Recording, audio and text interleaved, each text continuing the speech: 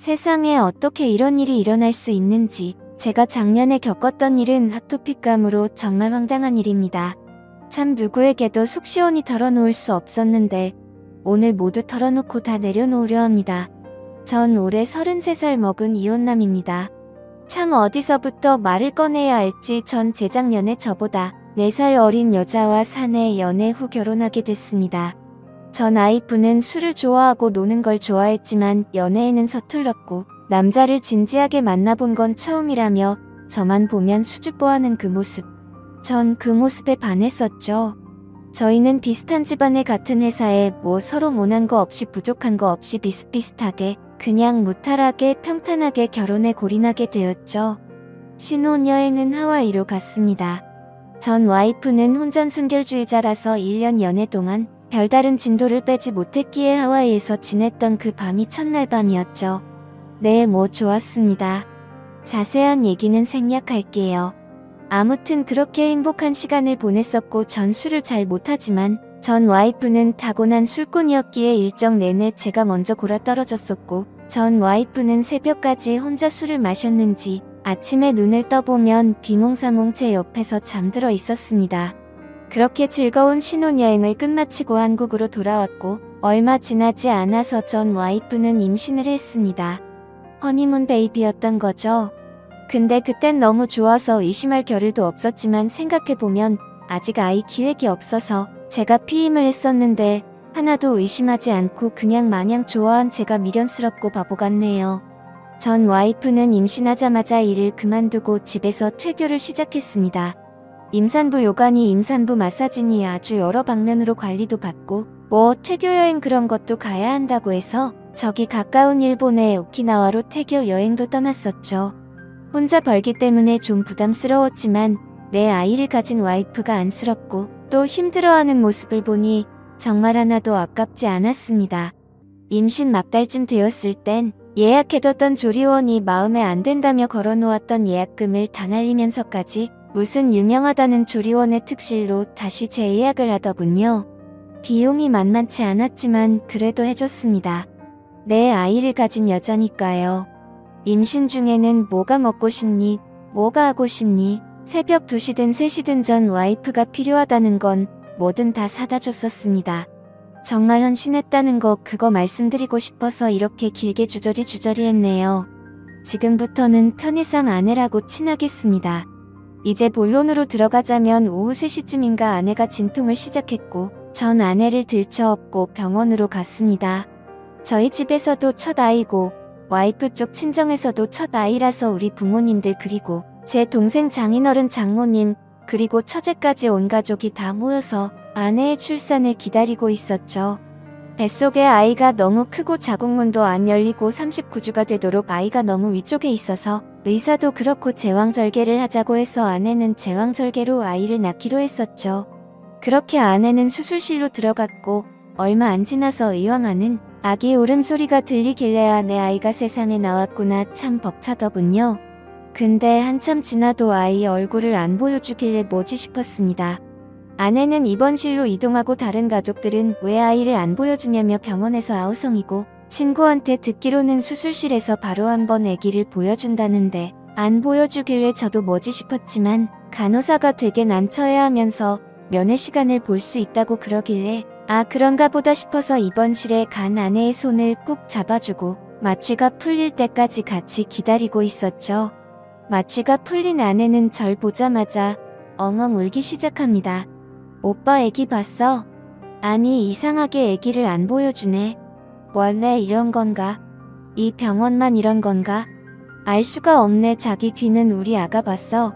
아기를 봤냐고 물어보는데도 아내는 아무 말도 하지 못하고 꼭꼭 울기만 합니다. 장모님이 전 와이프 보고 왜 우냐고 아프냐고 간호사한테 무통주사 놔달라고 간호사만 연신 불러대고 우리 부모님은 그런 아내가 안쓰러워서 연신 등을 쓰다듬어주고 아내는 뭐가 불안한 듯 계속 덜덜 떨고 참 지금 생각해도 어이가 없네요. 그 다음날 또 온 가족이 다 모여서 면회 시간에 맞춰서 아이를 보러 병원에 갔습니다. 아내는 가족들을 보자마자 아이 조금 이따 보자고 안 된다며 꼭꼭거리고 도대체 애가 왜 이러나 싶어서 병원에다가 빨리 아이를 보여달라고 온 가족들이 다여고를 했죠. 간호사는 되게 난처해하며 남편분만 이리로 오세요 하면서 절 부르길래 원래 이 사람 저 사람 다 보면 병균이 옮을 수도 있으니까 남편만 보여주나 보다.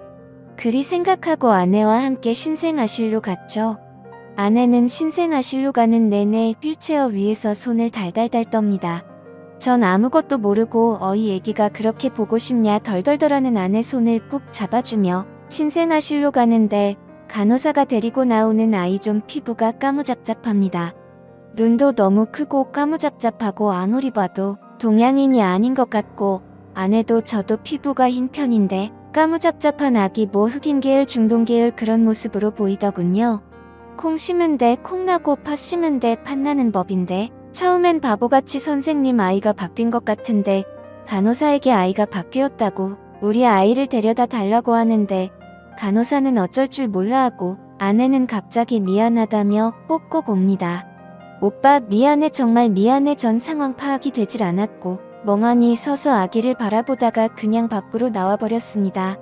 밖에 나와서 연신줄 담배를 피고 참 이게 무슨 일인가 어찌된 일인가 한참을 생각하다가 병실로 들어가는데 병실 앞에서 고성이 오갑니다.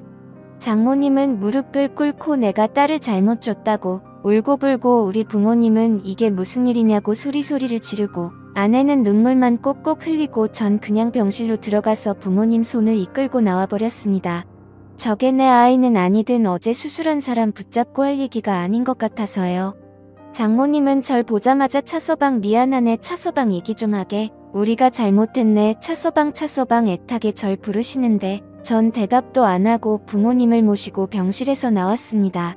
4일 뒤 아내가 퇴원을 하고 처가 댁으로 와달라고 하더군요. 4일 동안 아내가 수백 통의 문자를 보내고 장모님의 수십통에 전화를 했지만 전 하나도 답하지 않았습니다. 그냥 이혼 서류를 챙겨서 아내의 퇴원 당일 처가 댁으로 향했죠. 그제서야 전 입을 열고 물었습니다. 어찌 된 일이냐고 왜 피부색이 저러며 애 눈 코 입이 외국인 같냐고. 그러자 아내가 하는 말이 오빠가 신혼여행 내내 밤 10시도 안 되어서 골아떨어져서 자길래 자기 혼자서 호텔바에 내려가서 술 한잔 하다 보니 어떤 외국인이 와서 말을 걸었고 자기는 그때 너무 만취된 상태였기에 상황 분간도 못하고 그 남자에게 엎어서 어디 해변가에서 그 남자에게 당했다. 술이 너무 취했었기 때문에 난 그게 꿈인 줄 알고 아무 말도 안 했었는데 애가 태어나 보니 그게 꿈이 아니라 실제 있었던 일이구나. 이제 생각이 났다며 참말도 안 되는 핑거리를 늘어놓더군요. 장모님은 차서방 우리 딸도 당한 거네. 자네도 알지 않는가 우리 딸 제대로 된 연애도 한번 못해보고 자네한테 바로 시집가는 거네. 실수지 않는가. 한 번만 용서해주고 아이는 내가 절대 자네 눈에 보이지 않게 잘 숨겨서 키우겠네. 원한다면 외국으로 보내던지 어디 아이 없는 부모들한테 입양을 보내던지 자네가 원하는 대로 해주겠네.